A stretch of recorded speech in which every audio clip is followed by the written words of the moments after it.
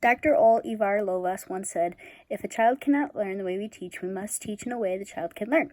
Hi, I'm Brianna Anthony, and today we will be discussing special education law, its history, some court cases revolving around it, and some resources to stay up to date with current legal trends in special education. So let's get started. In the past, children with disabilities were excluded from the public education system and were either taught by their families or in a completely different setting outside the public education system. In 1954, there was a case called Brown versus Board of Education, which determined that students were to receive an equal education no matter their racial background, and in certain cases, they were not to be discriminated against based on their disability. Later on, Congress put some programs in place to help students with disabilities, such as Training of Professionals Personnel Act of 1959, and therefore program administrators and teachers were able to be trained to help students who were mentally disabled. Teachers of the Deaf Act of 1961. This later would help to train personnel for children who were deaf or hard of hearing. And also the Elementary and Secondary Education Act of 1965, which helped give grants to states to help educate children with disabilities. In 1970, a lot of schools only would teach 1 in 5 students with disabilities, and a lot of states made laws that allowed schools to refuse to teach students who were deaf, blind, mentally disabled, and emotionally disturbed. So one court case that occurred in 1972 was the Pennsylvania Association for Retarded Citizens, or PARC versus Pennsylvania. And in this case, a decision was made to keep states from denying children with disabilities access to free public education and training.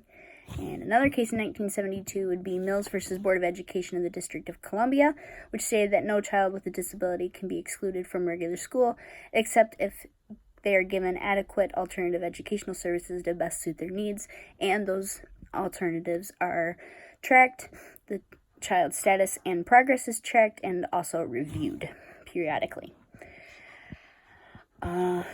So one act that was put in place in 1975 is the Education for Handicapped Children Act, which is now known as the Individuals with Disabilities Education Act, or IDEA.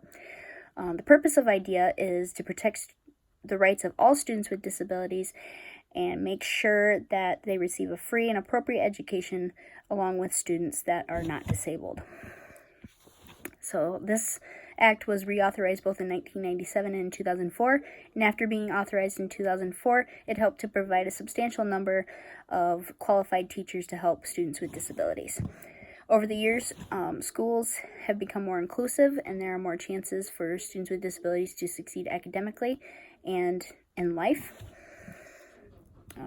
Two of the court cases I mentioned before, the first one, PARC versus Pennsylvania, 1972. To talk a little more about this case, the association gave the argument that students with mental disabilities were not given the support that they needed in the public education system because the board either was delaying or completely ignoring their responsibility to do so.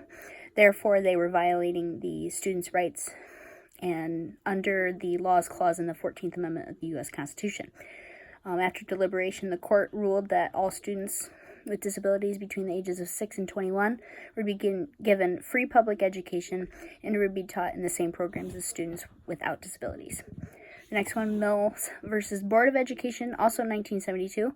It was a lawsuit against the Board of Education in Washington, D.C. There's parents and guardians of 7 children with various disabilities who were not receiving the free public education, along with a larger number of students with disabilities. The court determined that under the 14th Amendment, it was unconstitutional to discriminate against students with disabilities, and therefore the school board was made to provide support within the public education for these students. Here are some resources to keep us up to date with some legal trends. If you would like, I can email them to you, or you can find them on our school website. But thank you for joining me, and I hope you learned a lot. Bye!